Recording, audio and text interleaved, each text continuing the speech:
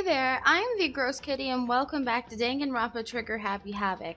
Last episode, if you missed it, I will link it up above, but one of my favorite characters, Chihiro, has now been killed. And we're on our way to figure out who killed Chihiro. And honestly, my highest sus right now, is Toko. Because Toko's been acting very strange.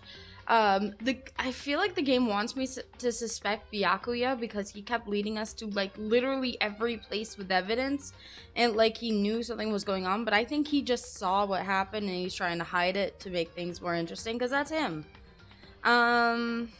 Before we get into the video, hit the like button if you did like this video and leave a comment leaving your thoughts on the video or any games you'd like to see in the future. Hit the notification bell if you would like to see any videos in the future, and consider subscribing if you are new to the channel. I'll upload very frequently. Also, if you are still worried you're gonna miss a video or two, I have a Twitter page that you could always follow. It's at the Gross Kitty. I'll put it on the screen for you guys to see, and I'll try and remember to link it down below. But on to the video. Yay! Right at the double door. Whee. Hi guys. Ahem. So is everyone ready to? What? Am I blind? Or are we missing someone? Toko's not here. Yo. Yeah, Toko's not here. And Toko is... You really don't remember? Kidding, I'm just kidding. How could I forget that little nut job? She's a crucial part of the class trial this time. What are you gonna Okie dokie, I'll go ahead and drag her out here. Kicking and screaming. Just one moment, please. Just like he said, a few minutes later, he reappeared, dragging Toko behind him. I told him I didn't want to, but he forced me. I can't believe you would drag a girl around. Terrible, you're terrible. Woo, now everyone's here, right? Okay then, hustle onto the elevator, and let's get this show on the road.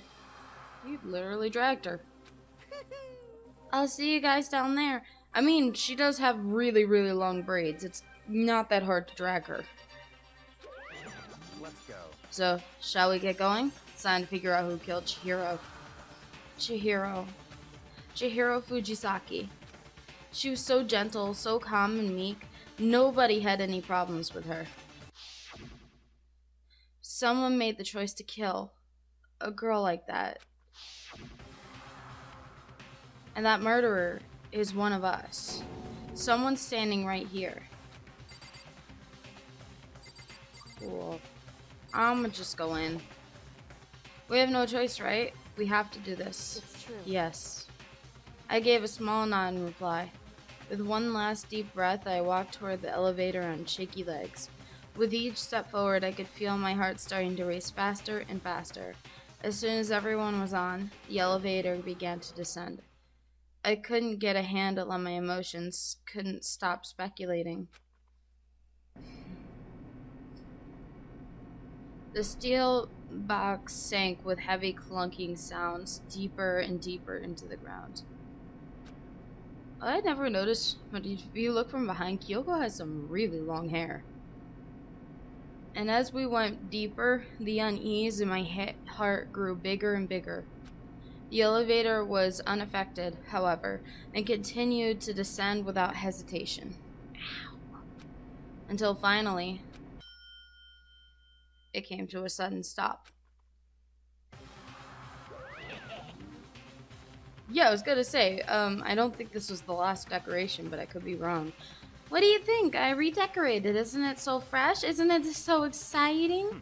Don't waste our time with stupid questions. Let's get this over with. Good. You're rip-roaring to go. Gotta say, I don't hate it. Not at all. Well, Okay, then, let's get the show on the road. Everyone, please find your assigned seats. And so the curtain opened once again. And I don't have to talk much anymore, huh? A deadly judgment, a deadly deception, a deadly betrayal. A deadly riddle, a deadly defense, a deadly faith. A deadly class trial. Yikes. Yeah. I'm running out of save slots, aren't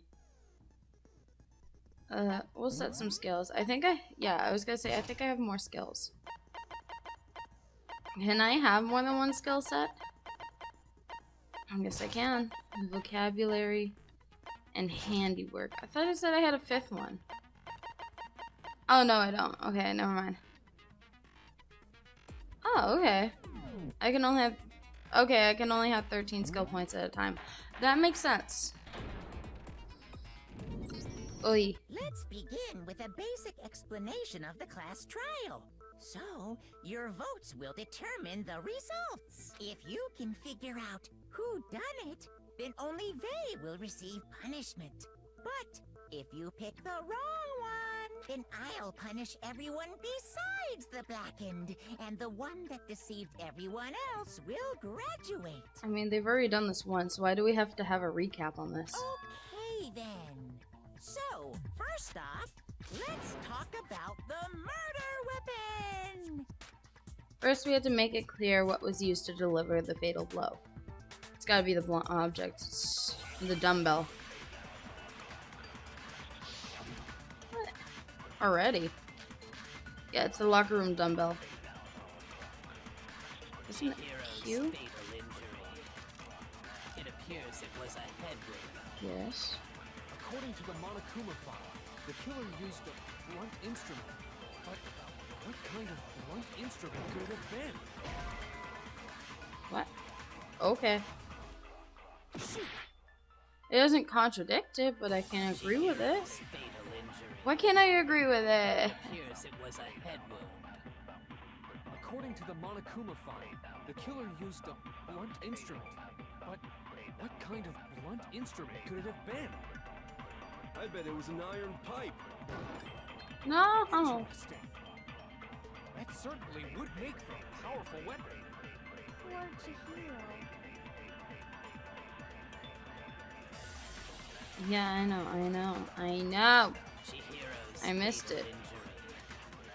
It appears it was a head How do you slow down time again? According to the Monokuma file, the killer used a blunt instrument. But what kind of blunt instrument could it have been? I bet it was an iron pipe. There it is. Gosh darn it. That certainly would make for a powerful weapon. I was distracted. I'm sorry. I was distracted. I'll get it this time. I promise. It appears it was a head wound. According to the Monokuma file, the killer used a blunt instrument. But what kind of blunt instrument could it have been? I bet it was an iron pipe. No, that's wrong. Bam. There we go. Can we agree that the object that dealt the fatal blow was the dumbbell found at the scene of the crime? Yeah, you know, the one with a whole bunch of blood on one side? It was covered in blood. Yeah, And exactly. there was nothing else at the scene that could have caused that kind of injury. Why does that dumbbell just look like a wheel with an axle? And the wound on the victim's head is consistent with the shape of the dumbbell. As far as I'm concerned, there's no mistake and no room for doubt on this one. You I mean, there's a lot of weight on it. looked at her head wound? Yes! That's so creepy! Actually, that's what a normal detective would do. And being that you're locked in here, you have to all be junior detectives. So, honestly, that wouldn't be creepy. If you don't mind, I will proceed from here. Let's move on to discussion of the culprit. Although, I believe the criminal behind this heinous act is already quite clear. Oh, shut up. What? For real? Chihiro's killer is the fiendish serial killer, Genocide Jack. Genocide Jack, the fiendish serial killer. Did he really kill Chihiro? What are the odds of that? A new element has been added to non-stop debates. Yeah? This debate, lines of white noise will appear to disrupt your reactions. Your truth bullets will disappear if they hit these lines. So think of them as obstacles in your debate. to keep the white noise from getting in your way. Act the silencer, which you can an actual remark with your silencer instead of the white noise. The time limit will decrease, and so okay. Oh, but if your action difficulty is set to gentle, white noise won't appear at all. In which case, you can forget about the silencer and just focus on the situation in front of you. I don't think mine was. I think I set mine on the hardest level. Because, you know, I'm an idiot, so. What are we looking for? The culprit is Genocide Jack. I'm sure. Case closed, as far as I'm concerned. But that's impossible. Why? What makes it impossible? Well, I mean, come on. There's just no proof for it. No, that's wrong. I was right, okay. Ha ha ha ha. Yes, there is. The case file. Might know one reason he could be involved. What? I found this file while I was looking around the archive. You found the file. How about Byakuya found the file and gave it to you? I guess it's some kind of confidential file the police put together about the Genocide Jack case. What? That's kind of weird, isn't it? Excuse me. What was something like that doing in the library? The why of it is probably more trouble than it's worth. So let's forget about that for now. More importantly, it outlines all the specifics of every Genocide Jack case in exceeding detail. According to the file, there appear to be two defining characteristics in every Genocide Jack case. The first is that a bloody message is found written at the scene of every murder. Oh, that's right. Lust. Not right. No. It's actually bloodlust. But more important is the other characteristic, and it's something that has never been made public. Never made public? What the hell is it? Why don't you tell them, Makoto? Sure. How the victim was positioned. How the victim was positioned. Apparently, in every Genocide Jack case, the killer suspends the body in a certain way.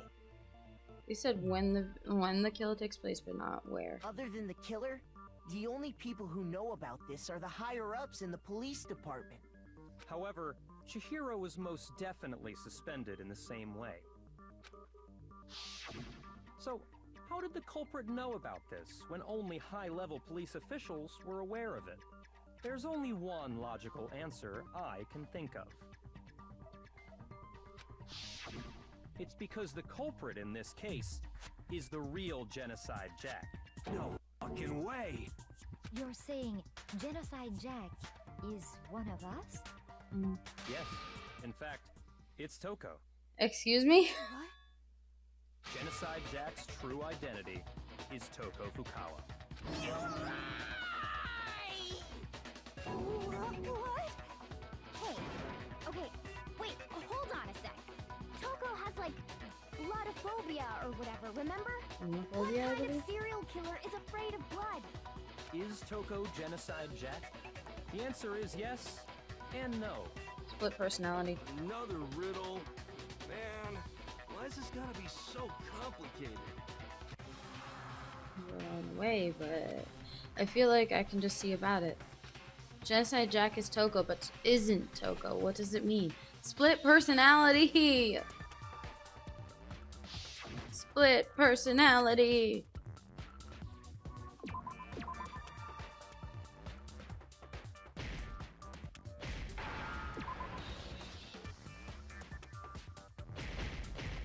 Does it not see?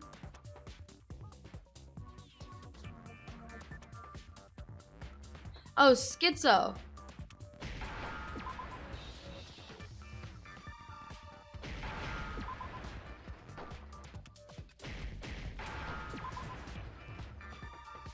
Now I understand.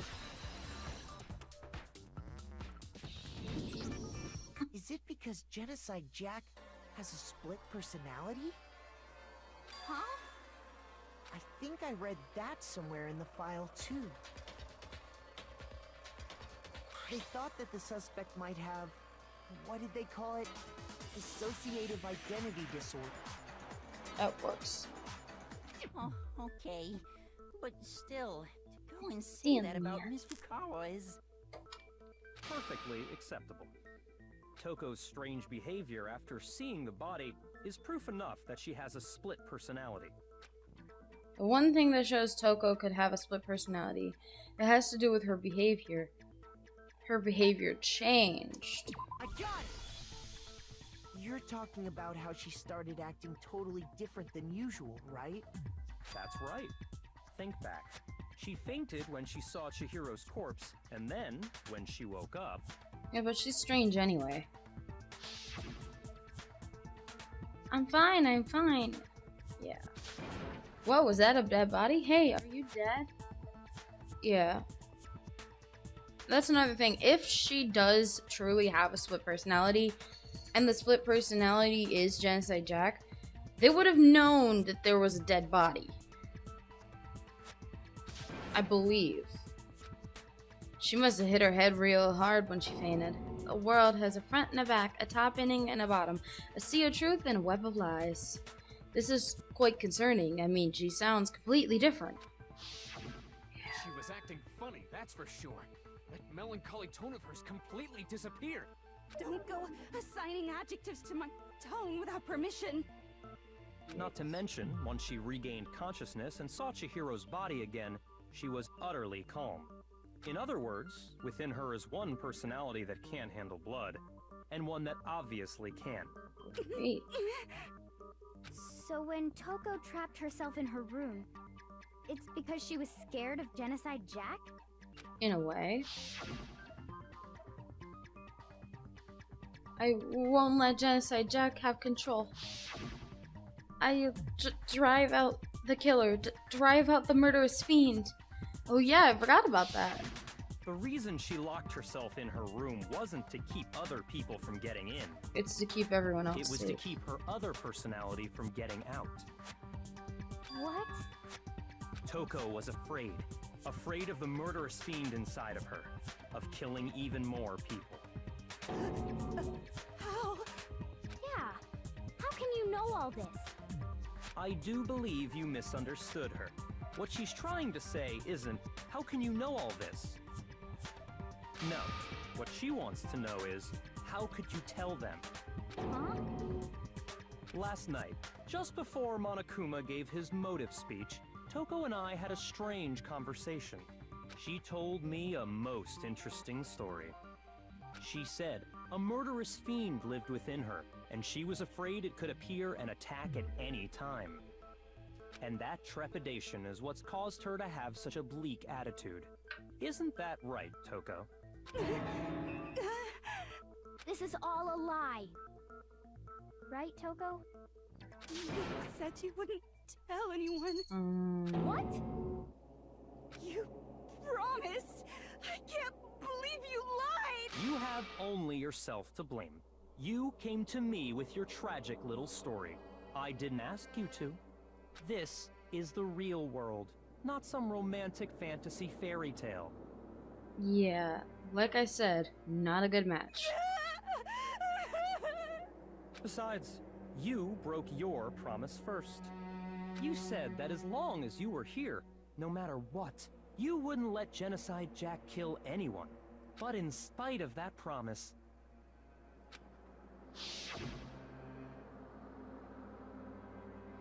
I'm sorry, I couldn't keep our promise. But don't worry, never again. Oh, I won't let Genocide Jack have control ever again. Oh. You said if I kept my promise, you would go out with me. That's the only reason I promised. How many times do I have to tell you? I never said that. But you weren't able to do it. You just couldn't resist that rush you got from killing, could you? Yeah, go yeah. I tried. I swear I tried to control it. But your efforts were useless. What a disappointment. I hate you. Well, the opening act is nearly finished. All that's left is to hear from the person in question directly. The person you don't mean. Togo's body suddenly lunged backwards. A huge thud echoed across the courtroom, but in the next second... Oh, Jesus Christ. Hello there! Is it me you were hoping to see? Oh, boy. What the heck? So you figured it out, huh? Well, whatever. What are you gonna do? I'm the ultimate murderous fiend, Genocide Jack! Or better yet, let's go with Genocide Jill! What the f is this? Toko, what happened to you? Not Toko, that's a loser name, and what happened is a textbook split personality. So what if one of them Yikes. happens to be a serial killer? We should turn a blind eye to one's fault. Yikes. So intense. Like they say, sound in murderous mind, sound in murderous body. This one Yikes. is so different from the one we've come to know. Yes, well, the world is composed of a front and a back, you know. Just like how every inning has a top and a bottom, or how in the depths of every truth lives a little lie. Okay. Behind every dark and gloomy soul lives another that shines as bright as the sun! Oh boy. This is the murderous fiend Genocide Jack. This is beyond insane. Miss Jack, Jill, can I ask you a question? What's up? Some of us think you might be the mastermind behind our entire situation. What are your thoughts on that? Well, I'll tell you, I am the mastermind of all masterminds! Just kidding! Then it's not true? Of course it's not true! How dare you try to link me to that creepazoid? And another thing, the police and government and society in the outside world are totally powerless! I mean, they just let this idiotic... Sure, I'm a Oh, bloodthirsty maniac, but life is pain, right? To live is to hurt other people. It's a necessary evil if you want to survive. The act of living itself causes pain for everyone. Just kidding again! Oh boy. This should be enough to convince you. This murderous fiend is responsible for Chihiro's death. There's clearly a motive, so there should be no doubt. A motive? Remember what Monokuma told us? If someone didn't murder and graduate within 24 hours, an embarrassing memory or secret would be revealed. That's true. Well, let's assume that Toko's secret was about Genocide Jack. Okay, but here's the thing. Why would... Here's my question. Why would she kill to hide the fact that she was Genocide Jack if this was just gonna show up in the investigation anyway? If a secret like that came to light, Toko's life would have undoubtedly been forever ruined. So she had a very clear motive to never have that side of herself exposed. Interesting. Very, very, very interesting. But sorry, as much as I hate to admit it, I'm not the culprit. Huh? But I cannot imagine anyone other than you could murder someone in such a bizarre fashion. Maybe so, but nevertheless, it's the truth. Do you really expect any of us to believe you? Yeah, I could never believe a word you say, you monster. Maybe. Maybe she's totally right about that, but something's still bothering me. What she said, I need to get some more details about all of this. Sorry,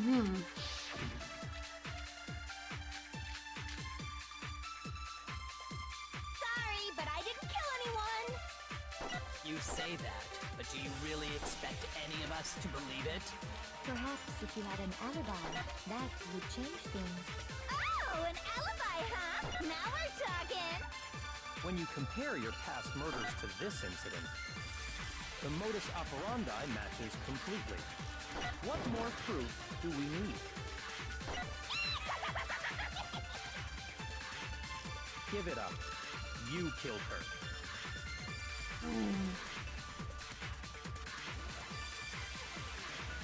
Do you Sorry, but I didn't kill say that, but do you really expect any of us to believe it?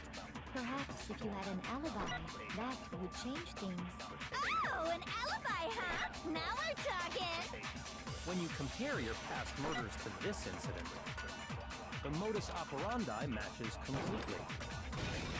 Not completely. Something's bothering me. Are the methods of murder really exactly the same? I'm not so sure about that. Yeah, because wait, I don't think any of the case files said that they were killed beforehand with like a blunt object or I anything. think there's a slight difference between the Genocide Jack cases and this one. Huh? How's it any different? Uh-oh, you don't know? Well then, human garbage, let me tell you! Yikes. I murder with passion and conviction. I consider myself a professional, and I have a very particular way of doing things. Imagine you go to a fancy Italian restaurant. They're very picky about the noodles, the sauce, everything. But what happened to Chihiro? It'd be like if that same Italian restaurant started using ragu or Chef Boyardee. Ugh. This is no creation of mine. Let me rephrase that in a way that maybe makes more sense. There are two clear differences between the Genocide Jack cases and this one. Two. There's one clear difference between the murders: the style of the bloody message, the victim's fatal injury. My God! That's what I'm saying. The For freaking one, the cause of death is different. In the Genocide Jack murders, all the victims were killed the same way. stabbing. According to the case file, they were all apparently killed with a pair of scissors. Seems like the same scissors every time, too. But Chihiro died from a blow to the head, right? Ah, yes.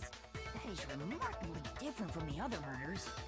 Wouldn't it be strange for someone who kills the same way without fail to suddenly change their method? And there's more.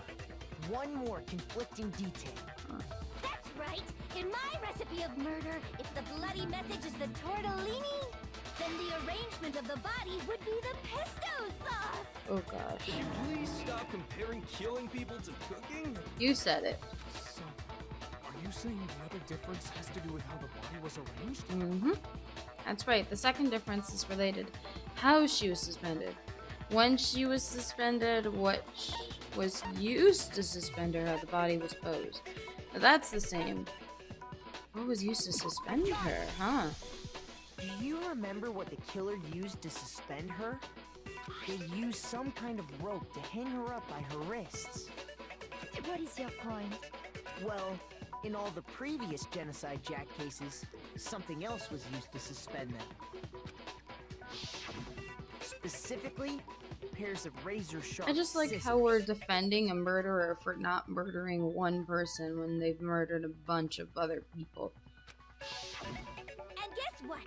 I use my own specially designed scissors for the murders and the arrangement. Like I said, I'm a professional, so naturally I'm very picky about the tools I use. And you know what else? Big Mac said there's two differences, but he's wrong. Big Mac? Are you referring to me? He's like the smallest guy there. Listen up, Big Mac. There's actually one more difference. Is there? Huh? My word, you really didn't notice? Take a look at who the victims were in each Genocide Jack case. There's a pattern there, just waiting to be discovered. Pattern? Figure that out, and it'll be plain as death why I couldn't have possibly killed that little lolly girl. Yikes. Let's see. There's a pattern surrounding the Genocide Jack victims, and Chihiro didn't fit. I think I figured it out. I know why she couldn't have killed Chihiro. Chihiro was her lover, no. Chihiro was her friend. Chihiro was a girl.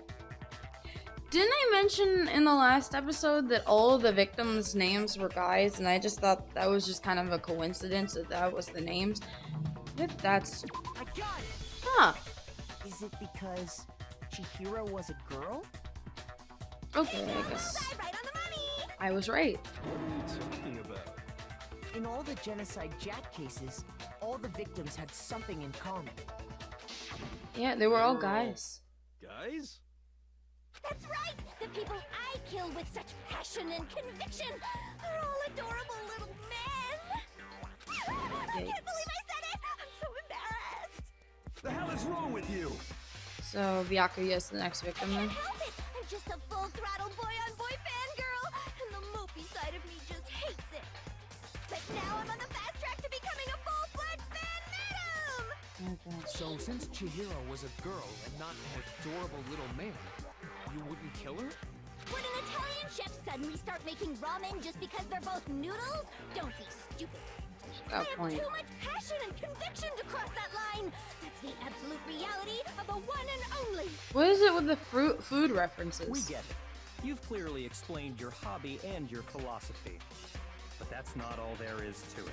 It's a different matter entirely, when you're forced to kill in order to survive. Quiet, lolly car! Dang. Cur? I would never kill for a reason as petty as mere survival. He's not used to someone standing up to him.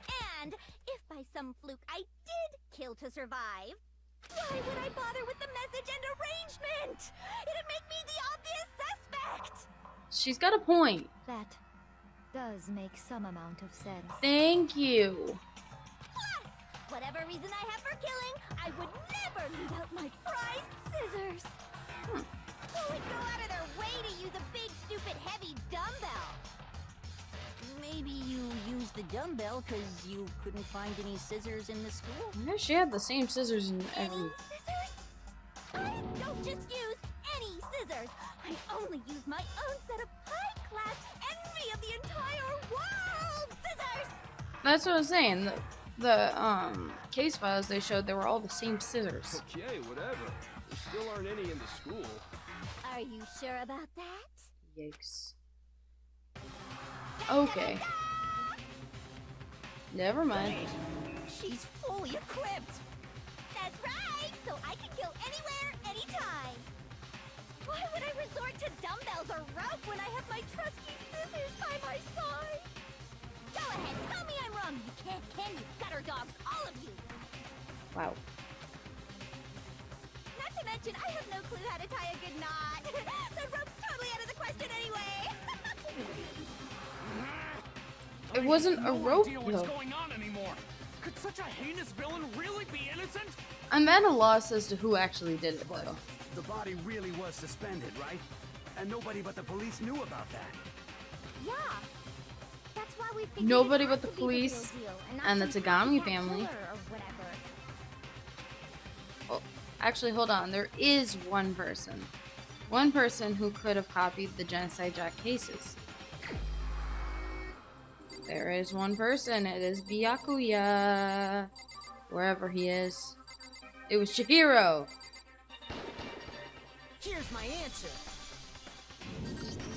Byakuya, it's possible you could have found out, isn't it? You'd have no problem gaining access to classified government documents or internal police records. Plus, you'd already looked through the Genocide Jack file before this all happened, hadn't you? Are you saying Mr. Togami did it? Then the reason he pushed the theory of Genocide Jack being the killer so hard was because he wanted to pin the crime on her. So, he rearranged the scene to disguise it and make it look like I put my stamp on it. The adorable glasses man was behind it all. Oh, I'm on fire! Well, Byakuya, what's your response? I see. Byakuya. So now the suspicion falls on me. You're so Then I calm. must ask, when would you say I began acting suspicious? Surely you must have an answer. How about the fact that you kept leading us to every single crime scene? Looking back and thinking about it now, the way you were acting right before we discovered the body was a little strange. In the locker rooms, there's suspicious, very suspicious indeed, wouldn't you agree? And that's what I said. Why specifically the girls' locker room? Like, why wouldn't you check the boys' locker room? That would have been more obvious. It seems nobody searched the locker rooms. Let's start with the girls' locker room. Yeah, and he showed sudden interest in checking the You wanted lockers. to go to the girls' locker room right away, right?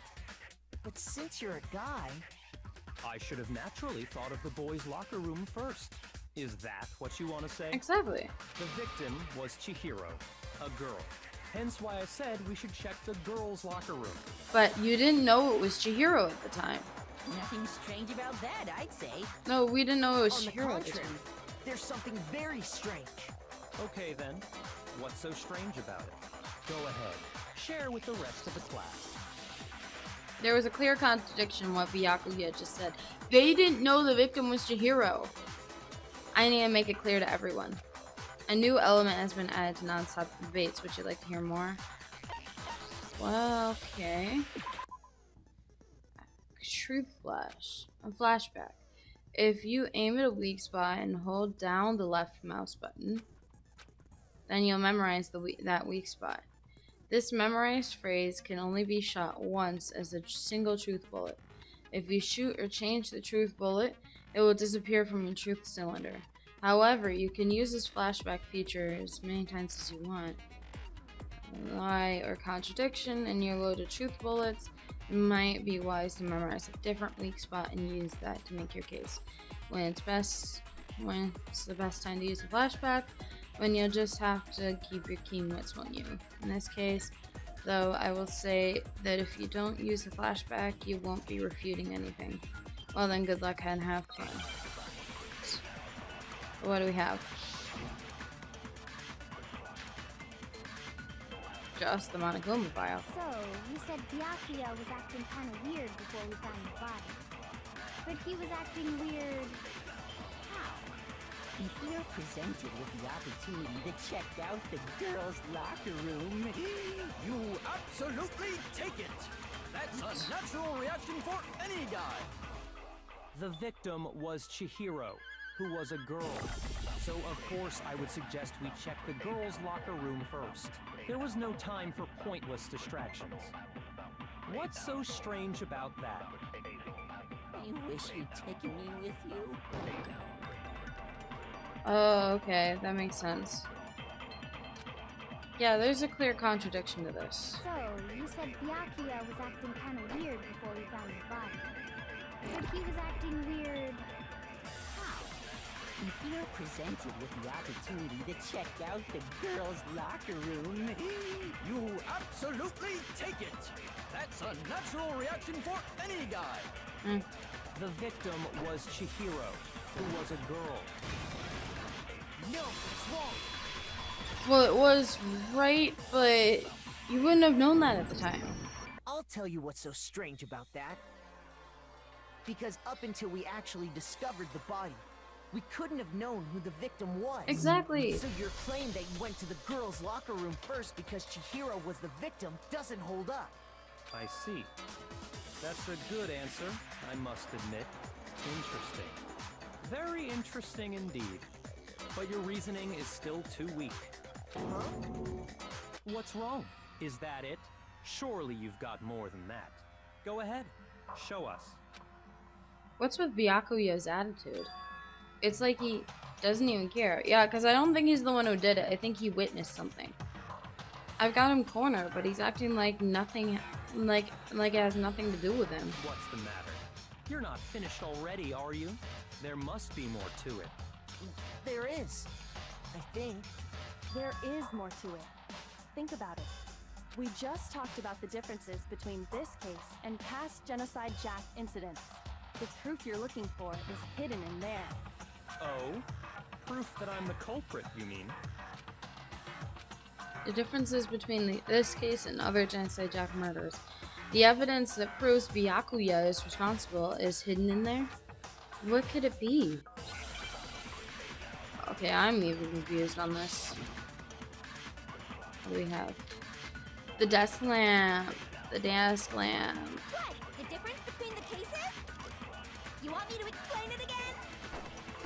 When I want to kill, I use my very own special scissors. And I use those same scissors to arrange the body. But Chihiro was suspended with... It was some kind of rope. Was it not? That's right! It absolutely was! then there must be something very fishy indeed about that rope. Hey, Byakuya, where'd you get it from, huh? I'd never seen that rope. Before in my life. Bull crap. No, that's wrong.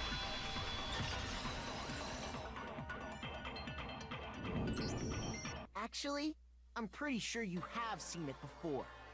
Because, you see, that rope, or should I say, that extension cord? What? An extension cord? Yep. Exactly. Yakuya, you've used the extension cord in the library more than once, haven't you? And the same extension cord that was in the library all this time went missing after the murder. Huh. And there's no way someone who uses that extension cord as much as you do wouldn't discover that fact. He's got a point. Yakuya must be the one who took the extension cord. I can't imagine any other possibility. That's really what you think? Then your conclusion is something like this? I killed Chihiro in the girls' locker room, then hung her up and wrote that bloody message. I intentionally made it look like Genocide Jack was behind it. I'm still confused about the switching, like the boys and girls locker rooms being flipped. He's doing it again. He's totally calm, totally unconcerned, as if he's not even involved. Wait, not even involved? What's wrong? I asked you if you think that's what happened. Hell yes, that's what happened. So that's it, right? Byakuya's the killer. Not I necessarily. don't disagree with not disagreeing. He kept calling this a game, right? So he'd be totally willing to do something like this to win. He also said he would never kill so that he could win by not doing anything. Sorry, but could we hold on just a second? I think we need to talk about this a little more. Do we really need to?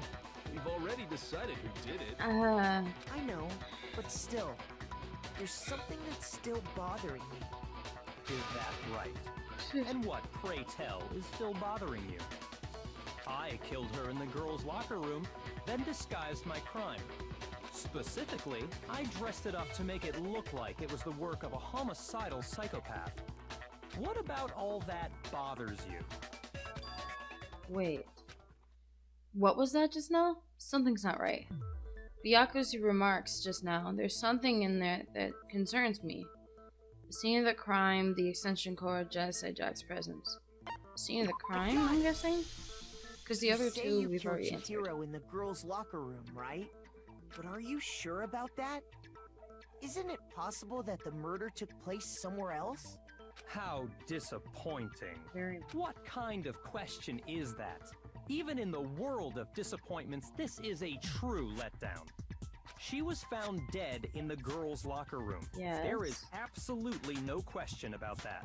Because she was found there. She wasn't necessarily killed there. How could the scene of the crime have been anywhere else? Well, I think it's entirely possible that she was killed somewhere else, then carried there later, along with the rest of the murder scene. The rest of the murder scene? That was awfully specific.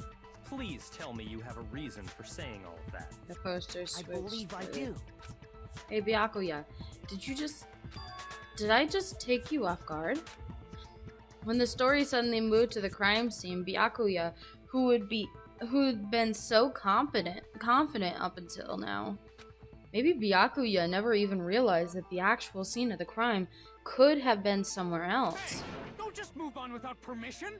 What do you mean she was killed somewhere else? Come on, Makoto. If there's any chance the murder took place somewhere else, let's see the proof. Evidence that shows the murder took place somewhere else. I need to just focus on those things that I got switched. So obviously we got the yeah,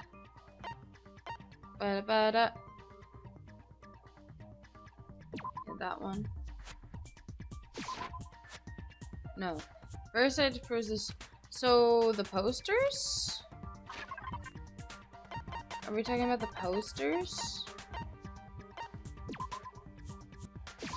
I got it! The proof that she was killed somewhere else is the poster that's hanging in each locker room.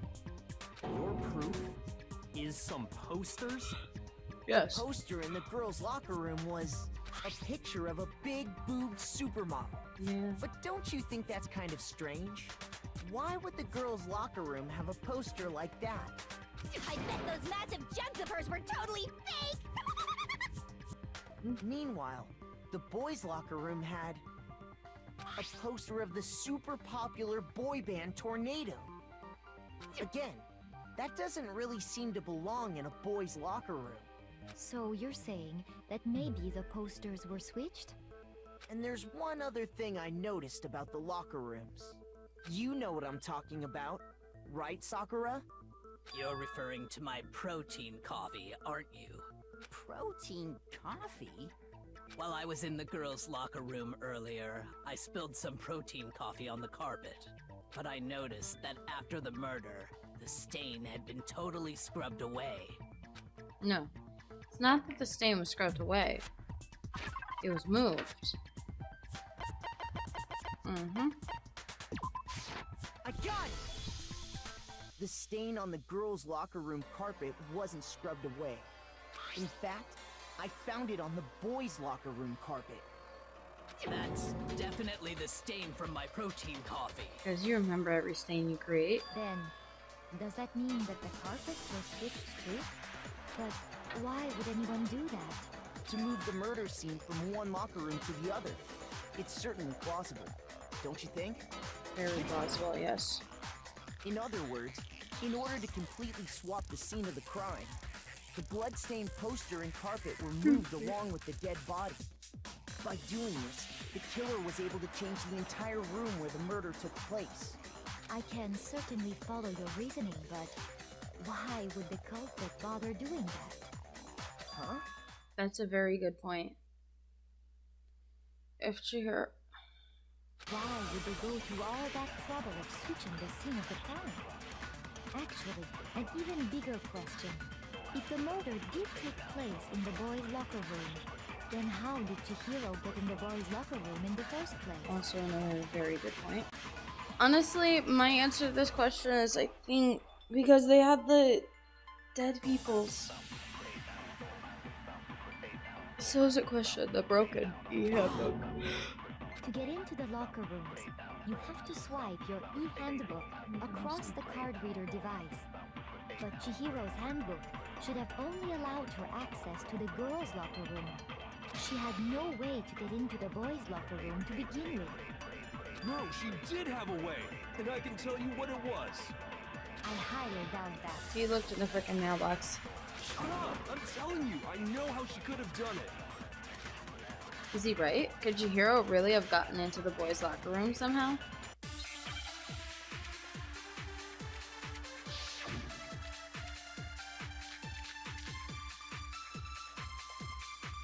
Is it really possible? Could Chihiro really have gotten into the boys' locker room somehow? Ah! I got it! She must have hacked her e-handbook. Those aren't hackable. Well, she is the ultimate programmer, though. Oh, okay, that didn't work. Is it really possible? Could Chihiro really have gotten into the boys' locker room somehow? Ah! I got it! She must have hacked her e-handbook. She was the ultimate programmer after all. Got a point. I'm sure that would have been no problem for her. No, I don't think that's it. She used the thing that was in the main hall. Huh? What thing? I'm talking about Leon's handbook, of course. No, that's wrong. Yeah. I don't think it was Leon's handbook that was broken, though. No, I don't think Chihiro used Leon's handbook. Why not? Because Leon's handbook was broken. Oh. Well, then, yeah, I guess that'd be pretty impossible, huh? I am struck silent by how quickly you gave up. Plus, isn't there a regulation against using someone else's handbook? Actually, the rule states that loaning your handbook is prohibited. It says nothing about borrowing one. In other words, you could borrow a dead person's handbook all you want, and you'd be safe. Yup, yup, yup! Hit the nail square on the noggin! Of course, if it were broken, that wouldn't make any sense anyway. So then, she must have hacked hers, like I said. She used her ultimate programmer skills and... Yep. You can't fix an e-handbook. The instant you open one up, a security buzzer starts glaring. So, if she didn't use Leon's handbook, and she didn't modify her own handbook... Maybe Mr. Naegi's initial assumption is just... wrong? It seems like there's no way she could have got into the boys' locker room. So I guess I'm lost. Okay then, I vote for Byakuya. Taka, slow down. Is that it then? Chihiro was killed in the girls' locker room? And Byakuya is the one who did it? Really? Still doesn't explain switching the crime scene. But still, I don't know what else I can do. Hold on a second. I agree with you, though. I think you're on the right track. What the? You finally decide to open your mouth and that's what you've got to say? There's no way she could get in the boys' locker room, right? So... Why are you so sure she couldn't get in? There's still one other way she could have gained access. What? What are you talking about? What other way is there? Well, to explain that, why don't we take a little break from the trial? I'd like you all to come see something. Wait. Just what do you think you're doing? Don't worry. This'll make the whole trial more exciting. I'm sure that thought must please you. Huh? It'll make things more exciting? Well, all right then. I declare an official class trial recess. For real? Now then, what is it you want to show us? It better not be boring or I'll be very unhappy. Oh, I have no doubt it'll meet your lofty expectations. So, shall we go? So before I even knew what was happening, the class trial had been put on hold. We headed off with Kyoko in the lead. And when she took us, where she took us, was to the scene of the crime? The girls' locker room? We've already searched this place top to bottom. What are you trying to pull, Missy? I'd like you to examine the victim's body one more time. You want to check it again? Be sure to examine the entire body very carefully. Take your time. Examine her carefully? Like using our hands? Yeah, keep Hifumi away. No way! It's probably best if I don't run my hands all over a girl's dead body. It's not that I'm creeped out or anything, it's just based on religious grounds, you know? Very At least well. they all have morals. I'll do it. At least they all have But respect. you're a girl. You shouldn't have to touch a dead body. Just let one of the boys do it. Hey, this girl could punch anyone's lights out at any moment, so... No, it's okay. I think Chihiro would rather have a girl examine her. So just leave this to me. Sakura. What is this? Some kind of secret girl-on-girl action? Is that what you two are about? That's not it at all. Stop screwing around. Okay, here I go. I'm sorry, Chihiro. Please excuse the intrusion. Putting her hands together in a brief prayer, Sakura then began to quietly examine her body. Be sure to check her entire body, and I believe we will solve this particular mystery. Her entire body? I know you say that, but... What? This is... What is this... What is it? Not possible. It's not possible. Sakura's eyes were staring wildly at Chihiro's lifeless form. Her massive frame trembled. This girl is what? Is a boy! Oh! Oh, okay. So she was actually a he. Interesting. Thank you for So, confirming this transgender? fact. What? You're joking, right? I wouldn't joke about this. Then it's really true? Chihiro was... a guy? Oh, what? You guys didn't know? Heck, I knew that right off the bat. Chihiro course you did. Fukisaki was totally a guy.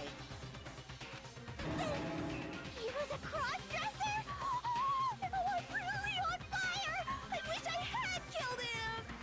So that's what Kyoko wanted to show everyone, huh? Interesting. Yes, that certainly does make things much more exciting. Now let's ride this wave of excitement back to the courtroom and get back to the trial. Okay. I do apologize for keeping you waiting. Now then, let's resume the class trial. We've all just learned of the shocking revelation that Chihiro was actually a boy. Let's pick up from there. Great. Yes, well, I don't know his reason for hiding it, but the fact is, Chihiro was not a girl, but a boy. To think that Chihiro was actually a guy? A thought had never even crossed my mind. And because the victim was male, he would have had no problem gaining access to the boys' locker room. Oh boy. Assuming his handbook did, in fact, list his gender as male, then yes, that would be true. Of course his handbook said he was a boy. He dressed like a girl, but he was a boy through and through. So then, there should be no issue with Makoto's initial assertion. The victim was killed in the boys' locker room, and was then later moved to the girls' locker room. And the killer could have easily used Sayaka or Junko's handbook to get into the girls' locker room. So Chihiro really was killed in the boys' locker room? I still don't understand the motive for moving the body, but yes, that does seem plausible. Well, it's to hide the fact that Chihiro was a girl, I'm guessing. Well, I must admit, I did find it rather odd. Or to hide that the victim, or the killer was a guy, I guess. knew he felt a little off. There was a certain incongruity to his female body. This is the most titillating situation! So now everything has been connected. All the mysteries have finally become clear. Okay, well, connected or clear or whatever. We still think you're the killer, remember? Very interesting. This has become very interesting indeed. He's off in his own little world. What about you, Makoto? After everything we've learned, do you still think Byakuya's the killer? Well, without a doubt, Byakuya is the one that made Chihiro's death look like Genocide Jack did it. But I think he might not actually be the killer after all. What? But aren't you the one who accused him in the first place? He just seems to be too easygoing about all this. Like he's enjoying us solving the mystery. Sorry, I got dazed for a second. The way he's acting, it makes it seem like it doesn't have anything to do with him. And you think that might be because it doesn't have anything to do with him? Plus, the evidence he left behind was a little too... how can I put it? Overt. Makoto He knows a consciously word. chose to use the extension cord, knowing it could connect him to the murder. At least, that's how I see it. And Byakuya, when you found out the murder took place in the boys' locker room, it seemed to rattle you. And then again, when you found out Chihiro was actually a guy, if you really were the killer, that stuff wouldn't have had any effect on you. That is very true. So that's your thinking, huh? Well, it bothers me that you don't have more concrete reasons, but it's fine. I guess I'll mark it as correct for the time being. Mark it as correct? He's right. I am not the culprit. I suspected as much, I but just I'm... happened to come across the corpse in the girls' locker room and decided to alter it. Yeah, that's just messed up. But at the same time, I have no clue who could possibly be the murderer. Are you with us right now? Jesus. No, I am not effing with you right now. I'm telling you the truth. He won't swear. Oh, he's too higher up to swear. He has to look professional at all times. Well, I find it very hard to believe. Go ahead. Find it very hard to believe. You're free to be executed along with the rest of us. If you're really telling the truth, then why? Why do you do that to his body? Probably to figure out and to expose Genocide Jack. My reasons hardly matter right now. Uncovering the culprit is much more important, wouldn't you say? Now then, if it wasn't me, who was it? Well, I don't think I can say for sure without talking about it a little more. We're seriously gonna keep going? We're all good, aren't we? I thought it was clear Byakuya did it. I don't think it's No, clear anymore. I'm with Makoto. If there's any doubt whatsoever, we need to explore every possibility. Because if we're wrong, we all die here. That's true. Very well then. I'm with you too. Straight. Count me in. Do you not have a mind of your own? Nope. Of course I do. What am I, an ant or something? Anyway, let's discuss this all as a group one more time. We still have time to make our decision. That's very true. Our lives are all on the line. Excellent. Then shall we resume our game of hide and seek? You can tell who could probably be capable of doing something and who wouldn't. If Byakuya didn't do it, then who's the real killer? Who murdered Chihiro? There's one thing that can be sure about the killer.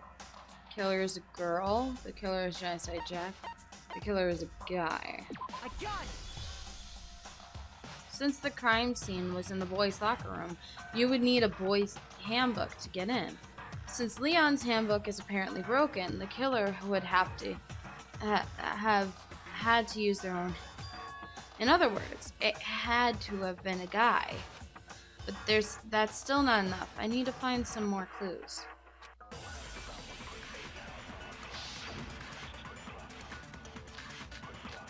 This Celeste's account. Isn't there a single clue that might lead us to who did it? Well, clues are one thing, but did nobody get a look at the killer? I'm sure if someone saw the killer, they would have said something by now. Perhaps someone saw the victim at some Stanley. point. Even that might be enough for now. Sorry, using the curtains. Yeah. All we need right now is any kind of new info. Celeste's account.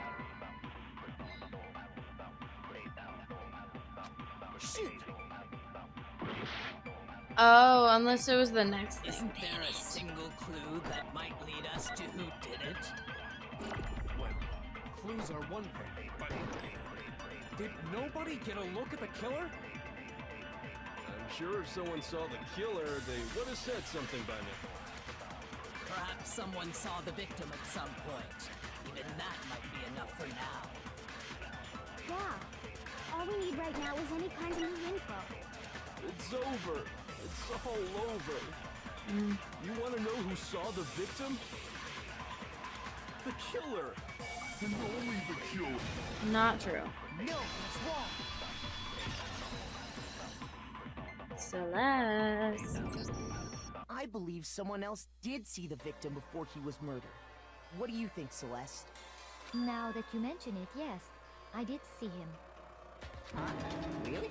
Oh, but I suppose only Makoto knows about this. Makoto. The rest of you had no idea, did you? That is why you're all making such ugly noises. Whatever! Just hurry up and tell us! It was last night, right before nighttime. I saw Chihiro in the dormitory warehouse. I saw him stuffing a track jacket into a duffel bag. And then, I assume, he headed off to exercise. Track jacket and a duffel bag? But we didn't find anything like that at the murder scene. It seems likely that the culprit destroyed them to get rid of any evidence. And that is when he said something that struck me as rather odd. Well, I better get going. I'm kind of in a hurry. Chihiro told me he was in a hurry. But why would he be in a hurry? Only if someone were waiting for him, I should think. So, Mr. Fujisaki was on his way to meet with someone, and then they were going to work out together? But Hina and I had invited him to exercise with us plenty of times, and he always declined. Probably because he was afraid you'd find out the secret he was hiding, right? Which means that conversely, he must have trusted whoever he was meeting with very much. Enough so that he was willing to risk his secret being revealed. What a marvelous friendship! The point is, whoever he met up with is the culprit, right? So we just gotta figure out who it was. I just say Jill's got a point. Like, yeah, you trusted someone with your entire life just to get killed by the person anyway. But knowing what we know, I can't even guess. No. You already have what you need to make the connection. Do I? Huh? You know who the killer is. Do I? Seriously? Who is it? Who's the killer? Think back to the track jacket and duffel bag the killer disposed of. Focus on the details of these items, and it should become obvious who was waiting for him. Are you sure about that? Would it? You really think we can figure out who did it based on 2 pieces of evidence that we don't have? Why? You want to track down some fingerprints or something? Even if we had the equipment for that, we wouldn't know how to use it. As was noted, the evidence is already gone. There's nothing to get fingerprints from. Maybe, but we can make certain inferences if we just take the time to talk it out. Easy for you to say, but fine. Celeste, did you notice anything special about the bag or jacket? The bag was just a normal duffel bag from the warehouse. All the bags in there are the same, so I can't imagine what would make that one special. Well, if I remember right, there was a decent variety of tracksuits to choose from. Do you think there might be some connection between the culprit and Chihiro's jacket? Perhaps. Let's explore that and talk a bit more about the jacket he took. Yeah, where is the jacket? Did Chihiro's track jacket really hold some clue about the killer? So, it's really hard to believe. Somehow it's really hard to believe. Sorry. Library. Disappearing stain? First of all, we know where Chihiro was headed. He was on his way to go exercise. Yes. So next we have to ask, why did he choose the specific tracksuit that he did? What do you mean, the specific tracksuit? I got it! He picked that tracksuit because it matched the one the culprit was wearing. So, what you're saying is, the killer was wearing the same blue tracksuit as him? No, that's wrong. She never said it was blue. She only said it was a Hold on a tracksuit. second, Mondo. What did you just say? Huh? What'd I say? When Celeste testified a few minutes ago, she said... So I'm striking a track. Yeah, he never said it was blue. She never said it was blue. She never said anything about the jacket's color. So why did you say Chihiro's blue tracksuit? What are you... You just... Hey, Celeste, what color was Chihiro's tracksuit? As a matter of fact, it was blue. And before we began the trial, did you tell anyone that? The only one I told about any of this was you. Then, Mondo, how did you know what color Chihiro's tracksuit was? Yeah, Mondo, how'd you know? Because I'm sure he saw the clothes at some point in the investigation. No, that can't be it. No, I'm thinking it's The Mondo. bag and clothes were surely disposed of by the time we began our investigation. Then the only reason he could have known what color the tracksuit was is if he saw Cherry with it before he died. Cherry. That's the only possibility. Cherry? Are you talking about Chihiro? So, how about it? Did you see the tracksuit or didn't you? Just by chance. I just happened to see it last night. He Just walked by past me, chance. and he was carrying the tracksuit in his hands. No. That can't be it Because either. it was in the it was in the According to bag. Celeste's testimony, She stuffed the jacket into her bag in a hurry. It was almost like she was trying to hide it. So she wouldn't be carrying it if she was trying to hide it. when Celeste noticed it, Chihiro made a point of making sure the jacket was completely in the bag. If you just ran into him briefly, you couldn't possibly have seen what color the tracksuit was. It would appear you dug your own grave. Perhaps. But you handed him the shovel, didn't you? That's why you said what you did. Focus on the tracksuit and it'll be obvious who he met with? What a bunch of nonsense. Ah, now I understand. It was all one big bluff, wasn't it? Your true intention was to draw a slip of the tongue from the culprit. Oh, that was interesting. That's why you said you knew who did it, to put them on edge. That's right. However, Mondo was my target all along. Really? I had my suspicions about him from the very beginning. He was way off my radar. Why? What made you so suspicious? That's a good question. The way he talked, the way he was acting, because I hate him. Because I just hate him. The way he was acting? There was a certain turning point that tipped me off. Maybe you didn't notice it, Mondo, but you tend to refer to men and women differently. You only call guys dude. For girls, it's chick. And after he was killed, you happened to refer to him as dude. Interesting. Once I picked up on that, it occurred to me that Mondo knew something we didn't. You noticed such a tiny detail? Right? Are you a witch? She's a witch! You're positively frightful! No, I'm not the frightful one. Not nearly as frightful as someone capable of murdering a friend. Mondo, was it really you? Did you really kill Chihiro? I didn't kill anyone! You've been all over me, judging everything I say, putting words in my mouth. What gives you the right to treat me like a criminal? He would never do something like that. This is a false accusation. All the bros. It's true. My reasoning on that is pretty shaky. That was fast. Well, this does present us with a problem. It seems we are all out of leads. Alright, there we go. Got my laptop plugged in now. My time has nearly come. It sounds like you're about to die. That's what my little ghost friend is telling me.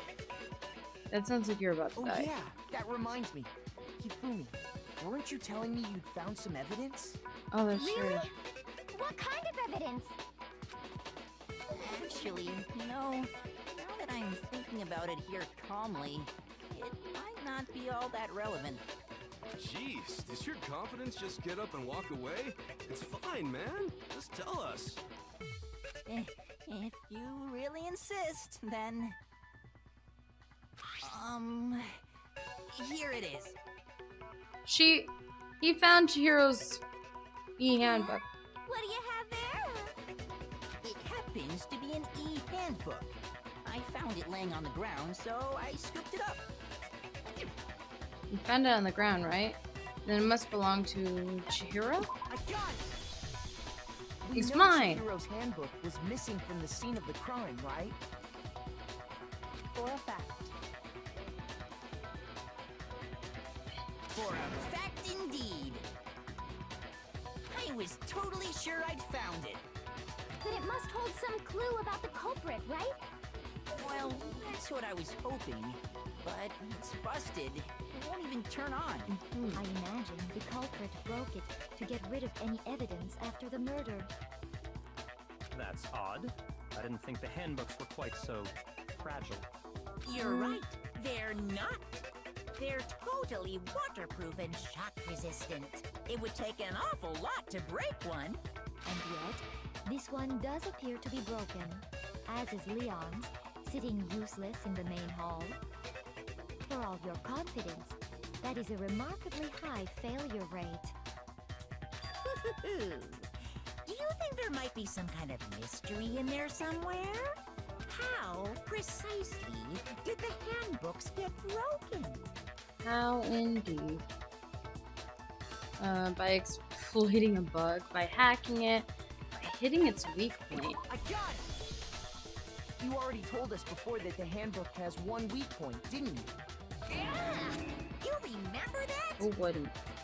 Sure, maybe I let that slip. but I never told anyone what the weak point actually was. Someone probably discovered it. If the handbook is supposed to never break, and two of them broke in quick succession, Then we can only assume that someone's figured out its weakness. You know what the weakness is, right, Monokuma? So, what is it? You're asking me? I think it's a necessary piece of information if you want this to be a fair trial. But if I tell you, and someone else decides to copy it, that would be very not good. Monokuma. Just tell us already. Why would we want to break our own handbooks? Fair well, point. I have a weakness for pushy demands. But you're sure you won't follow their example? Then allow me to make a special announcement. The weak point of my cutting-edge e-handbook is... when it's exposed to high temperatures for too long, it will suffer a meltdown and totally break! And there's the proof that Mondo did it. Because Mondo went into the freaking sauna with his clothes on. Flippin' knew it! You knew it? Yeah, because I found the handbook laying on the floor of the sauna. The temperature in the sauna can reach over 200 degrees. Strange how you don't get burnt, huh? Actually, extremely strange. It's because as your sweat evaporates, it creates a cooling layer of air around your skin. Yes, but at 200 degrees, you'd still burn. If the hot air of the sauna were somehow pushed directly onto your skin, you'd definitely get fried. That layer of air would get blown away. That's why you may feel a burning when you move around. So when you're in a sauna, make sure to keep nice and still. Interesting. I learned one new fact today. That is a mere trifling speck of knowledge. Anyway, if you Also a found the very good victim's killing handbook in the sauna, then the killer must have been purposely trying to raise its temperature in order to break it. meaning the culprit somehow knew its weakness. But how'd they find out? Monokuma said he didn't tell anyone, right? Indeed. Quite the mystery. What if they found out by accident? What do you mean by accident? What if the killer took their own handbook into the sauna, not knowing its weakness, and it broke? They'd realize it was broken, of course, and it wouldn't be hard to figure out why. And once they had Chihiro's handbook, they knew they had an easy way to dispose of it. I won't say it's not possible, but who would have done something like that? I don't know of anyone who took their handbook into the sauna. I might know someone who did. Whoa! Seriously? I think the one who may have taken their handbook into the sauna was... Oh, poor Taka. I feel so bad. It was me. It's always been me all along. It was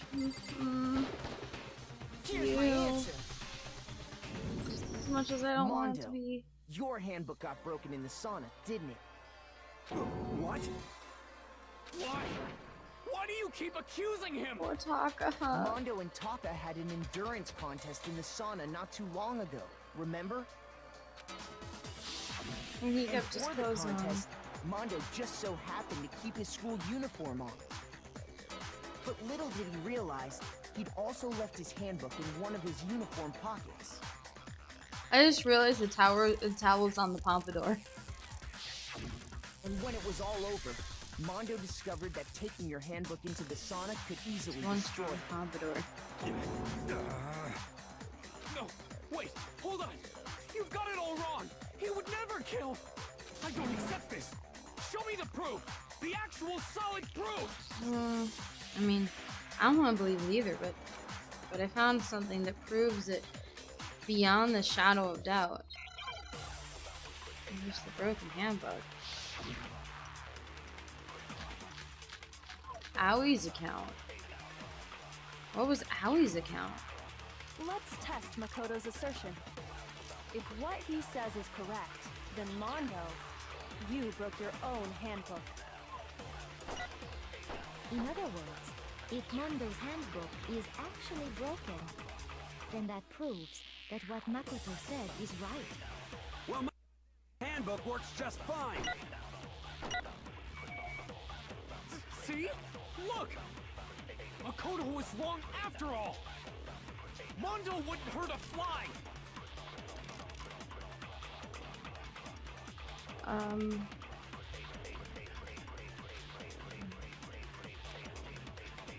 Let's test Makoto's assertion. If what he says is correct, then Mondo, you broke your own handbook. In other words, if Mondo's handbook is actually broken, then that proves that what Makoto said is right. Well, my goddamn handbook works just fine. Does it though? No, that's wrong. I wonder if he has Leon's. Mondo, the handbook you have right now, is it really yours? The fuck is that supposed to mean? The broken handbook that was in the main hall, isn't that one actually yours? What the heck are you talking about? What I mean is, I think Mondo swapped his handbook out for one that actually works. I think he took Leon's handbook and replaced it with his own. After all, Monokuma said himself that Leon's handbook never should have broken. That's right! The punishment it suffered wasn't nearly enough to destroy it. So then, the broken handbook in the main hall is actually Mondo's, which would mean that the handbook Mondo has right now is actually Leon's, yes? But doesn't that violate the school regulation that says loaning out your handbook? Again, no. Well, here's how I look at it. There is a rule about loaning your handbook to another student, but if they're dead, they're not a student. Yeah, he called them an object. It's kind of a gray area, I admit. But no worries. If anything, it just makes things more interesting. As such, I decree that exchanging handbooks with a corpse is not a violation of the rules. Well, Mondo, if I'm wrong about this, you're welcome to say so. Taco's gonna say something. I'm happy to admit I made a mistake, but... Son of... What's wrong, bro? Come on! Tell him he's wrong! You are wrong! You have to be wrong! Everything you just said is wrong! You made it all up! Okay, then why don't we look back on this case one more time, from the beginning?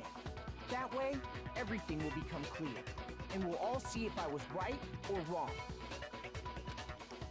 You wanna help me out with this part? Closing argument. You wanna help me with the closing argument? Alright, like I did last time, I'm gonna do this off camera. I don't think this is right, but I'm gonna try it.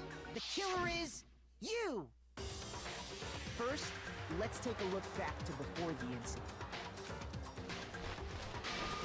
Last night, Celeste saw Chihiro in the warehouse, correct? At the time, she was apparently stuffing something into a duffel bag. That something was a blue tracksuit. You can confirm this, right, Celeste?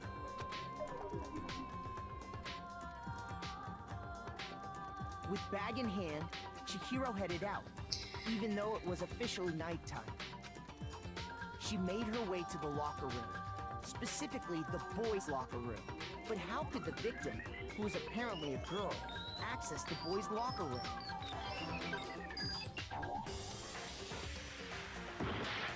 Oh, man. Okay. And what would go there? Alright, this one I'm gonna attempt. You! First, let's take a look back to before the incident. Last night, Celeste saw Chihiro in the warehouse, correct? At the time, she was apparently stuffing something into a duffel bag. That something was a blue tracksuit. You can confirm this, right, Celeste?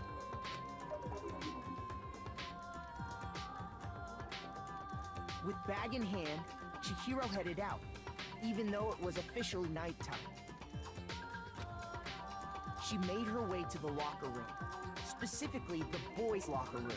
But how could the victim, who was apparently a girl, access the boys' locker room?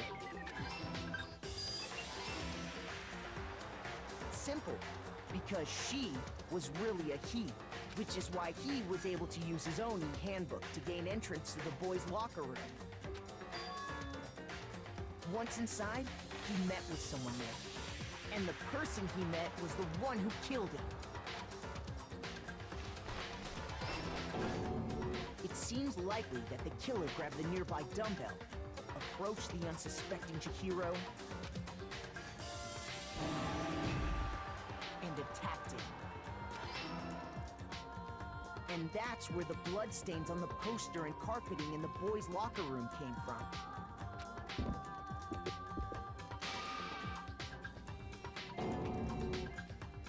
It was likely in the heat of the moment. The body was arranged, but the murder itself felt unplanned. Huh? Oh, did I flip them?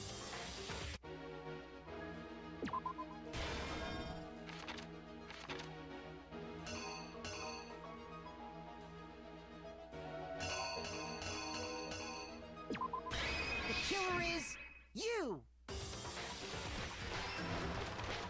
Which is why the killer hurried to try and hide the act. First, pulling up the bloodstained carpet. Then, removing the bloody poster.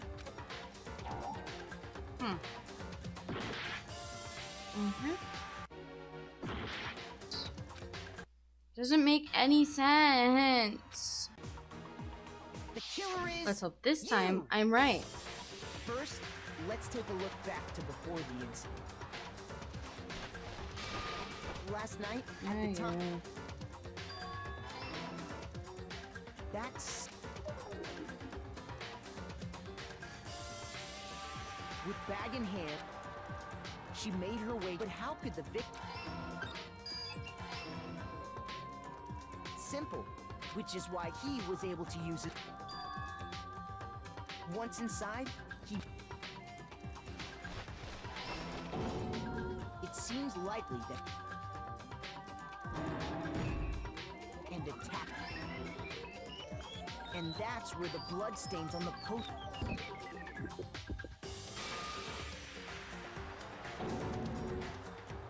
It was likely in the heat of... Which is why the killer hurried to try and then removing... And finally carrying the corpse. A girl's handbook was necessary to get... But this alone doesn't prove that the killer was... After all, Sayaka and Junko's handbooks had been placed in the main hall. Using one of those, a boy could get into the girls' locker room without much problem. And that's exactly how the killer did it. With the carpet and the poster they brought with them, they got to work. They changed the layout of the boys' and girls' locker room in what you might call a crime scene switch. That could have been the end of things, but no. Byakuya discovered the body and decided to intervene in the situation, making things even more complicated.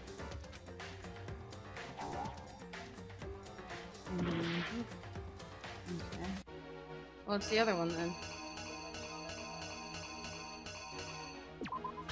The killer is you! That could have been the end of things. Byakuya discovered the body and decided... So, after stumbling on the crime scene, he went and grabbed the extension cord from the library. And then he got to work.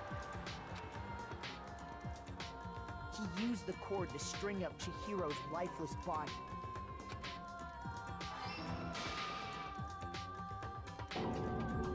Then, using the victim's own blood, he left a grisly message there at the scene of the crime. He wanted to create the illusion that Genocide Jack was responsible for the slaughter.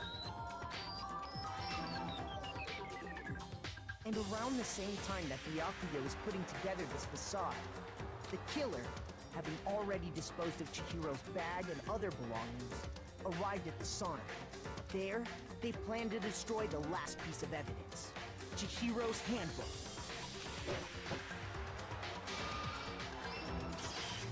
And just as the killer expected, the steamy sauna was enough to ruin the electronic gadget. Somehow, the killer knew that the handbook couldn't stand up to the heat of the sauna, and the reason they knew that is because the sauna had already wrecked their own handbook. And that's how it all played out. Isn't that right, Mondo Owada? Yep. I finally got that right.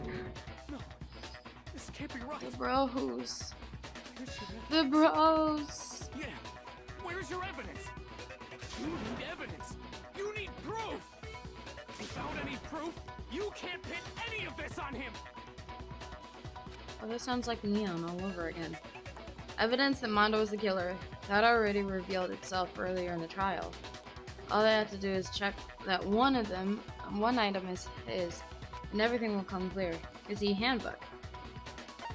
Well, yeah, if it's a new element. Fever time and nega time. During the bullet time battle, if you press the space key, fever time will activate and the tempo will be forced to its max. Oh gosh. At this point, even if you push the buttons at random, you won't miss. You can push RMB, LMB, RMB, LMB, however you want to destroy your opponent's verbal assault. But this only lasts until your focus gauge runs out, so make the best possible use of your time. Of course, it wouldn't be fair if only you got the access to special time, right? So we've also prepared something called nega time that your opponent can use. If the opponent activates nega time during the bullet time battle, your tempo marker will disappear, making it quite a bit tougher to hit the buttons in rhythm. Oh boy. If you were to activate fever time at this point... No, never mind. I'm sure nothing would happen. I don't know what I was worried about. Unsurprisingly, if your action difficulty is set to gentle, the opponent won't use nega time. Well, then good luck and have fun. I'm just gonna be... Show me some evidence. You're wrong. I won't listen. I refute you. False. Show me some evidence. I won't listen. I refuse to vote. Show me some evidence.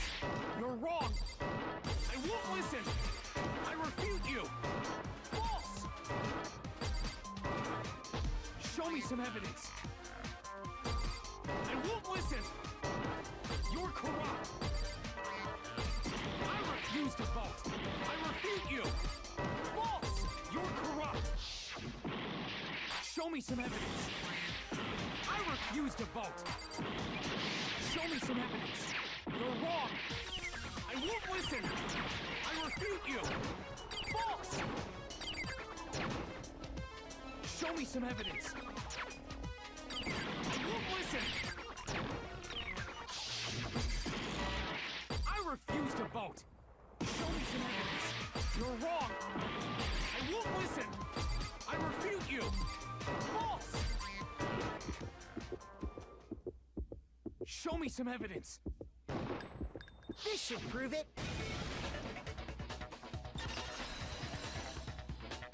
I was so focused on that. What Yeah. so far is right. Mondo must have replaced his broken handbook with Leon's. In which case, we can just check each of our handbooks right now. Once we do that, we'll... We don't gotta do that. Huh? Yeah. I did it. I killed him. Oh, okay. And this is gonna turn into a Byakuya situation, right?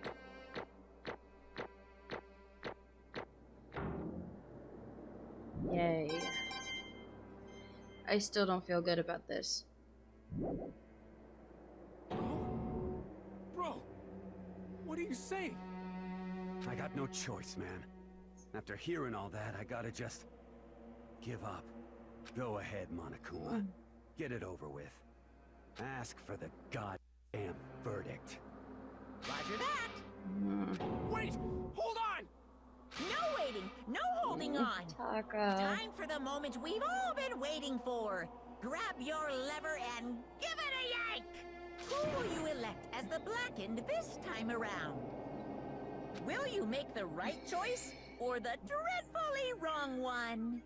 What's it gonna be? What's it gonna be? I feel really bad for Taka right now. Yes, Mondo's the one that's going, but Taka's losing a bro. You can't lose a bro.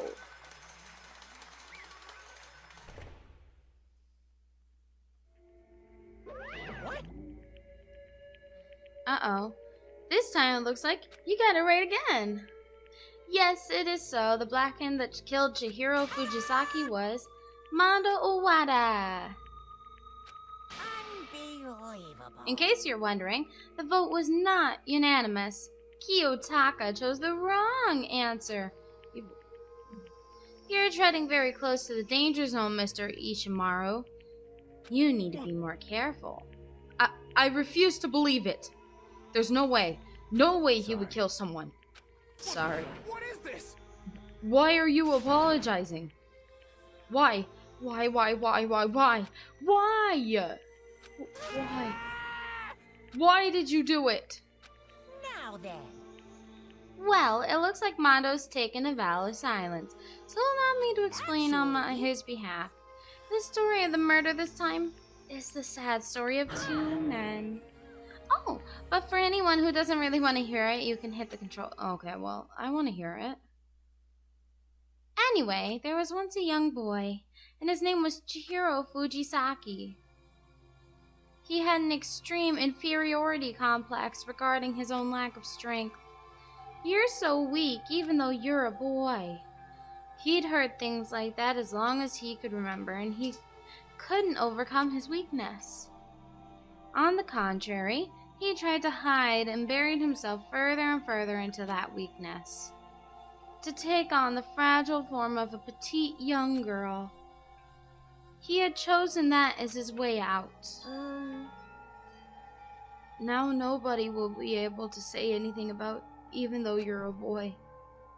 But no matter how tightly he wrapped himself up in that shell, the inferiority complex had already taken root deep inside him and was not so easily weeded out. Oh, so if I'm understanding correctly, he dressed as a girl because people bullied him because he was weak even though he was a boy, so he dressed as a girl to hide the fact that he was just a boy that didn't have a lot of strength. As it turned out, the shell was completely empty. The complex didn't disappear. Instead, it only grew stronger and stronger. Weak. Weak.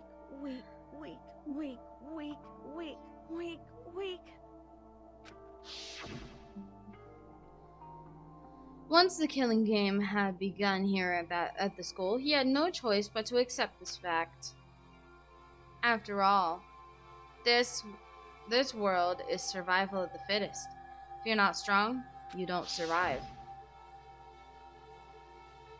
And then the lovely and hateful Monokuma announced that revealing of the embarrassing secrets, which of course included Chihiro's embarrassing secret, which I was more than willing to divulge. Even though he dresses like a girl, Chihiro is actually a boy. Hey, And that was something Chihiro couldn't let anyone find out, no matter the cost. If that was revealed, it would be the end. The hardened shell would crack and the armor would fall away. Without a doubt, those around him would torture him more than ever before. Everyone thought being thrust into such a dilemma must have sent him spiraling into despair. And yet... I'm sorry.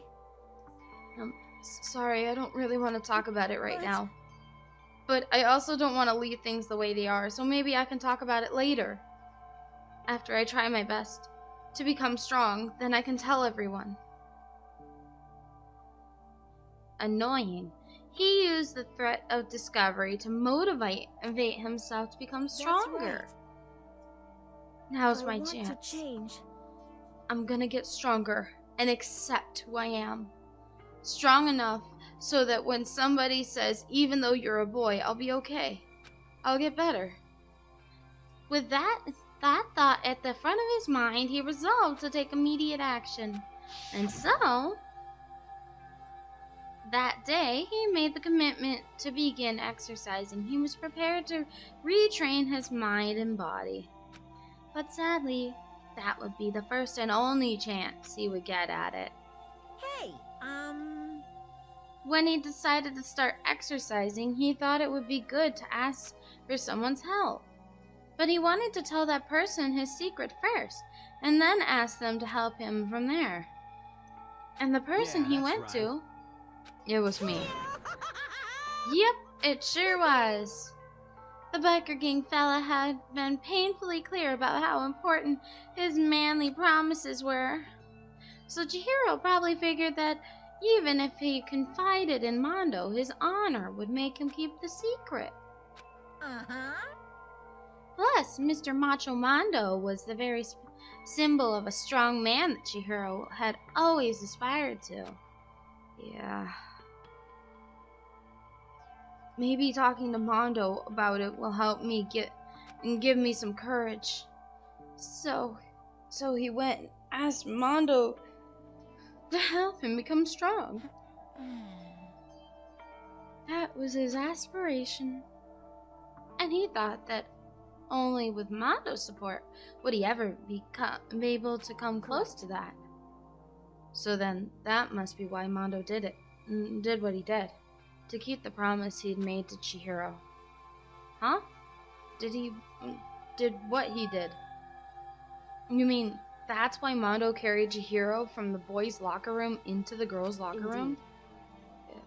Yes, that's exactly what I mean. Wasn't that to cover up what he'd done?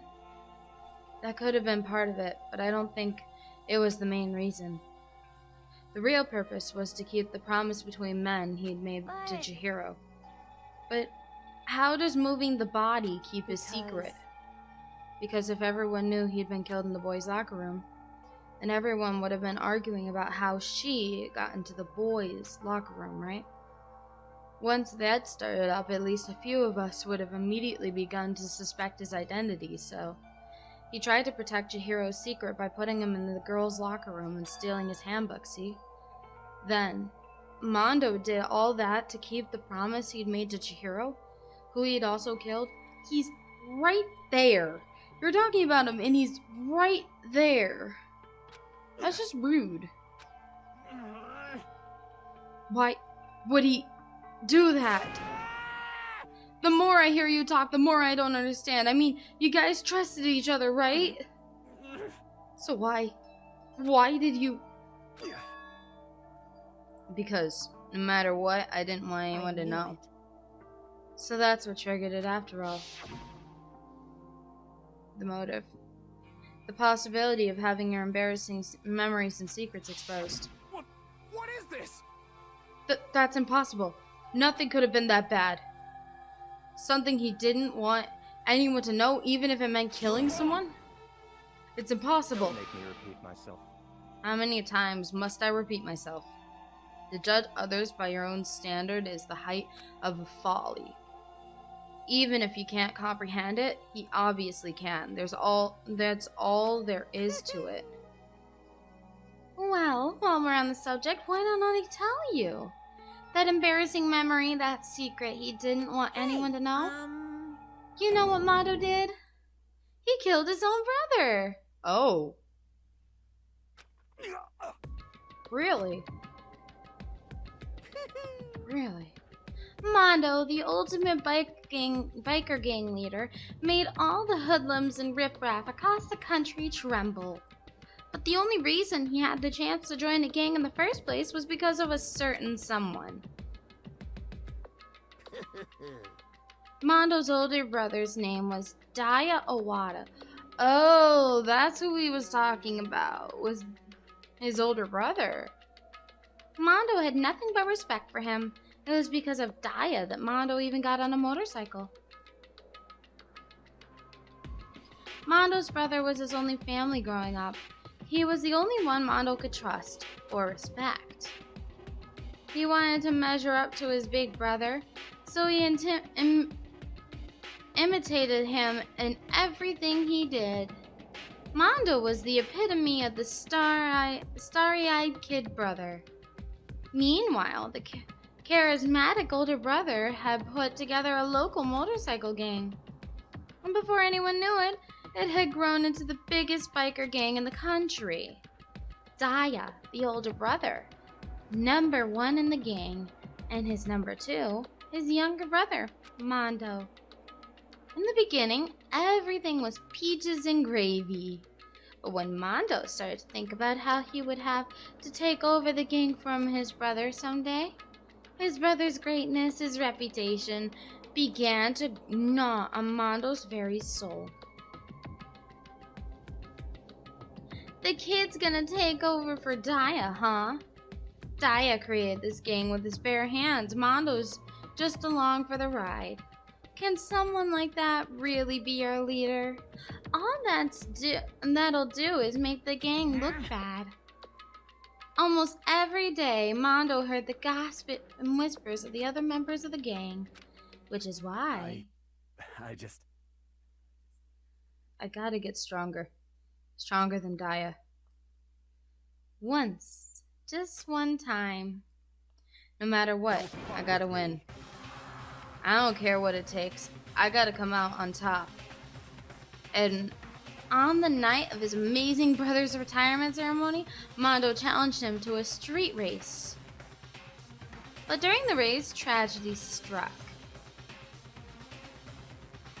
The kid brother pushed ahead with reckless abandon, eager for victory, and dashed into oncoming traffic. But suddenly... Oh! So he didn't mean to kill him. His brother saved him. Laying in his kid brother's arms, the older brother delivered his final words. My bad, kid. I effed up. Sorry.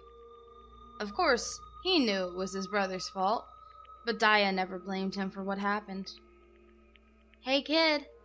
The rest is up to you. No matter what, you gotta keep the gang together. Because it's the team you and me put together. It's a promise between men. He decided to hide the truth of what happened from everyone else in the gang. In order to keep the gang together and keep the promise to his brother, he could never admit to anyone that it was his own weakness that had caused the accident. And as a result, the team was made even stronger under the banner of the kid who'd bested his brother. Daya was gonna lose to his kid brother, so he got stupid and got himself killed. That became the explanation for what happened. Mondo's lie became the truth. He wanted to lead the team so bad, he was willing to tell all kinds of lies about his brother. I'm strong. Strong, strong, strong, strong, strong. And yet, as soon as our killing game began, he realized, no matter how tough he pretended to be, he was just another weakling that could die in an instant. And then the lovely, the hateful Monokuma announced the revealing of the embarrassing secrets. And at that point, it was clear I would have no problem shedding the light on his secret. Mondo killed his own brother. No matter what, I couldn't let the other gang members find out. If that happened, everything would have been ruined. Everything me and my brother had worked to create would have been destroyed. His death, all the guilt I've been carrying all around, it all would have been for nothing. So that's why I Mondo. After I saw what Monokuma had on me, my head filled up with a kind of fuzzy uneasiness, It just started swirling around. I never felt anything like it before. I didn't know what to do about it. I wasn't sure what to say, but after a while, that fuzzy uneasiness turned itself into a rock-hard lump of anxiety way down in my stomach. And it was right around then that Chihiro asked me to start working out with him. And right there, he told me a secret. Seriously? Jesus. I'm sorry. Yeah, I'm sorry I lied to you. But why? Why now? Why are you telling me this all of a sudden?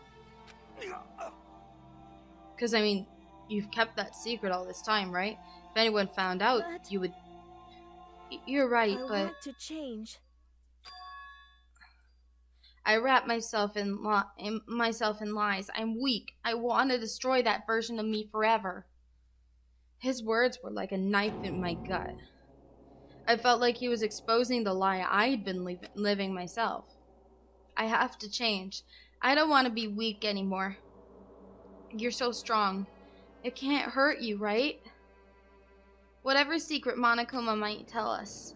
You piece of... So what? You're saying I should just say it? What? Saying just say it? You're saying if I really am, I should just be able to tell everyone my secret? Huh? I was jealous. I was jealous of Chihiro's strength. He had the strength to face his own weakness, to try and overcome it. It was the kind of strength I'd never had. So I was jealous of him. And that jealousy broke me. What? Are you making fun of me? I'm strong. Are you effing with me right now? No.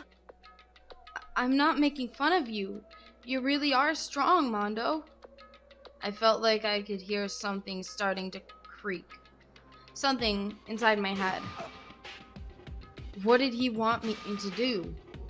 What was I supposed to do? Was I supposed to just sit back, let my secret get revealed and ruin everything? What's wrong? What's wrong? Damn you! Why did you have to tell me all that? Are you trying to rub my failure in my face? I just wanted to... No, I just really admire you. I admire your strength. That's right. That's right. I am strong. Strong. I'm strong. Strong, strong, strong, strong, strong. Stronger than you. Son of a bitch. And stronger than Daya. I don't remember anything after that. When I woke up again, he was laying at my feet, covered in blood. I had the dumbbell in my hand, and I was just staring at him down on the ground. Hey! I killed him. I killed Chihiro. Even after all this time, I'm still just as weak as I've always been. And thanks to that, I did something I can never take back. Jealousy does a lot. Mondo. He was normally so aggressive, so angry. He hid that weak side away from everyone. That was his secret. A weakness that lived in a heart like his, and it turned him cold-blooded. Gosh darn it!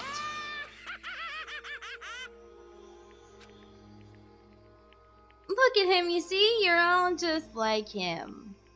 For a secret from the past, for a memory. For that, he killed another living human in cold blood. He couldn't cut free of his regrets from the outside world. He doesn't know what true strength is. Do you see hope anywhere in there? 'Cause I sure don't. You... Just shut up, you son of a... Go ahead. Say that again. I dare you. Wow. The model student that wouldn't swear to anyone. Wow. Okay, I'll say it as many times as I want. Is what I want to say, but... Unfortunately, I can't do that right now because time for punishing is fast approaching. Punishing? You mean execution? Well now. That's what I promised you, right? The blackened that disturbs the peace will be punished. Hold on. I prepared a very special punishment. For Mondo Owada, the ultimate biker gang leader. No, wait. Wait. Let's give it everything we've got. It's punishment time.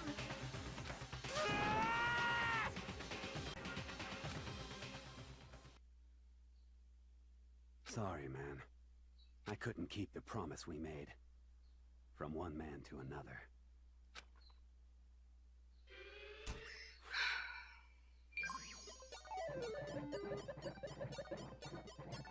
Mondo has been found guilty. Time for the punishment. What's it gonna be? I honestly did not expect Mondo to be the killer until like the very end. Of course. He's got a pompadour on his head too. He got a pompadour too.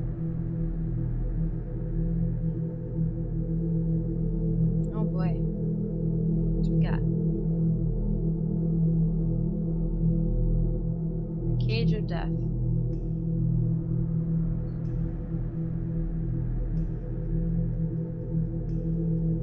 Huh. What we got?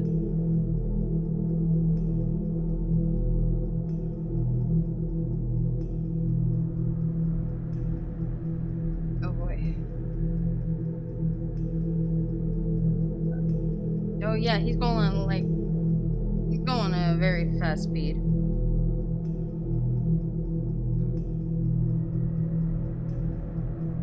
Ow. No. At least his death was immediate, not like Leon's.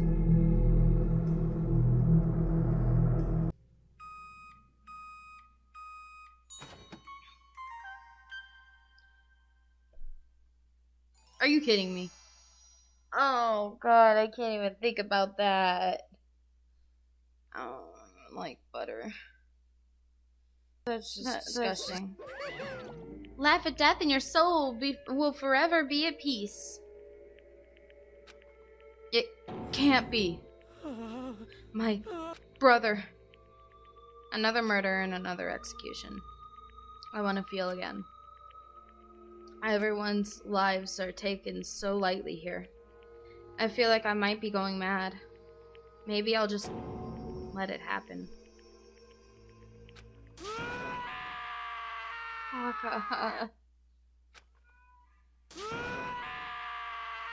Yeah.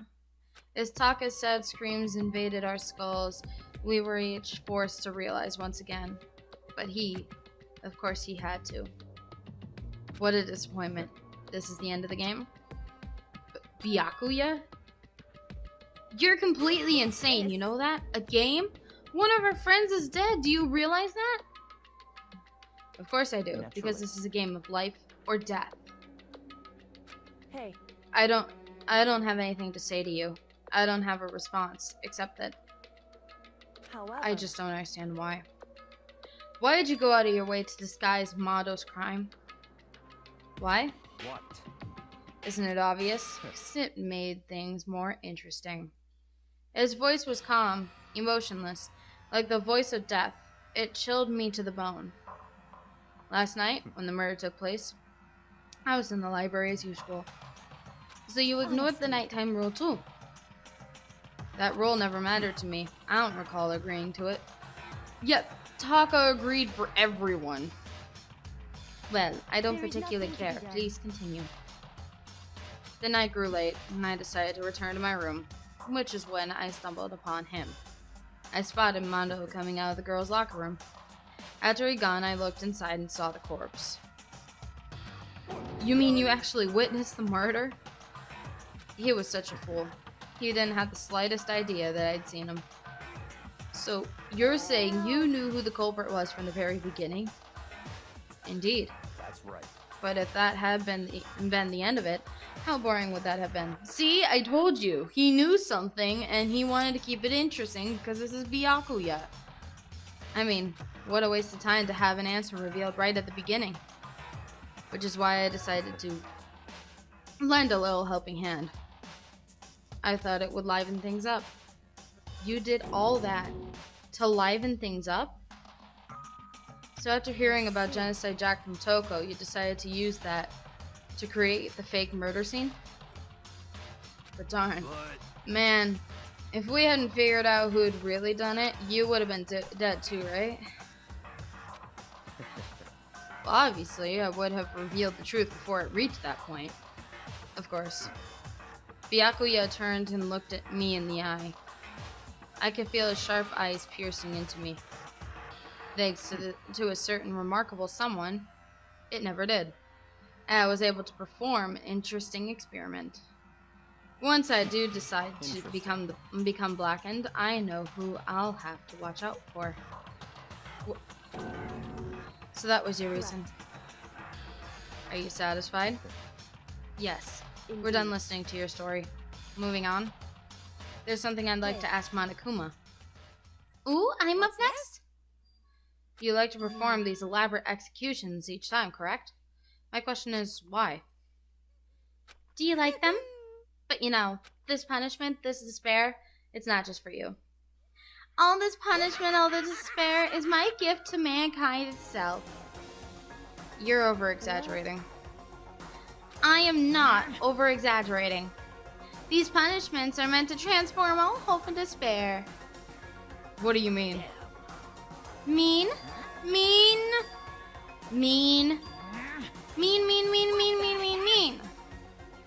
Good grief. I don't understand why you had to pick apart every little stupid thing. Or we could say it like Charlie Brown. Good grief. Whatever, it doesn't matter. In the end, I'm going to stand alone as the victor, and then everything will be revealed to me. The noble son of a noble family. Truly, you understand me. I think this is the start of a terrifying friendship. Shut up. I would never stoop to the level of a childish criminal like you. Let me just say this. After I have achieved complete victory, you're up next. I'm going to find you and kill you, understand? In the name of the Tagami family, for which victory is a foregone conclusion. Ooh, so cool. It's like you're the main character of a video game or something. No trash mob for you. I swear, whatever it takes, I will kill you. Temper. Sounds like someone needs a nap.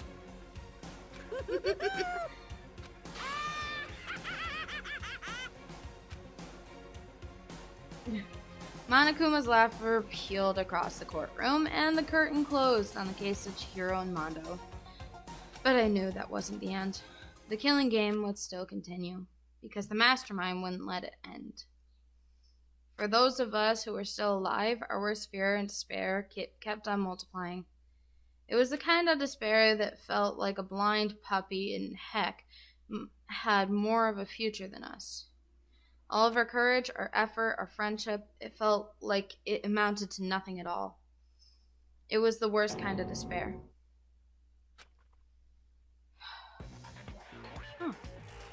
Well, anyway, like I was saying, this is a pretty good spot. Yeah, a really good spot. Anyway, isn't it amazing how that girl went and killed someone before things even had a chance to get boring? Once things really get moving, it'll be like a roller coaster. There won't be any stopping it. Fear and despair charge forward at a speed nothing can hope to match. But I must admit, I'm disappointed. I went to all the pain and effort of making you part of the group, and you couldn't play your part. You do remember you were supposed to make the first move, right? Well, no biggie. Nothing we can do about it now, so just do your best to make things more exciting from now on, okay? After all, that's what everyone wants to see. There's one thing I'd like to ask you. As long as you don't want to know my measurements, fire away.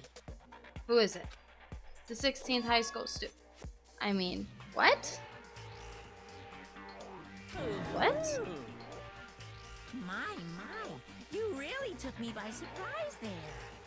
I know I said you could ask anything, but super denied, ultra denied, demonic denied. Because you see, that's my ace in the Really? hole. And nobody be dumb enough to reveal that, right? No matter how close they were to their friends.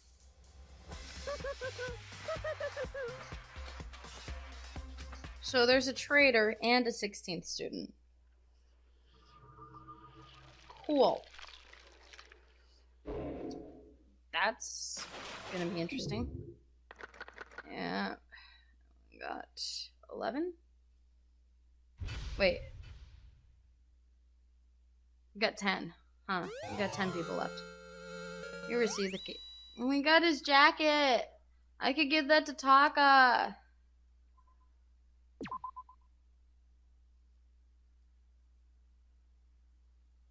Okay. Well, I'm gonna end the video here.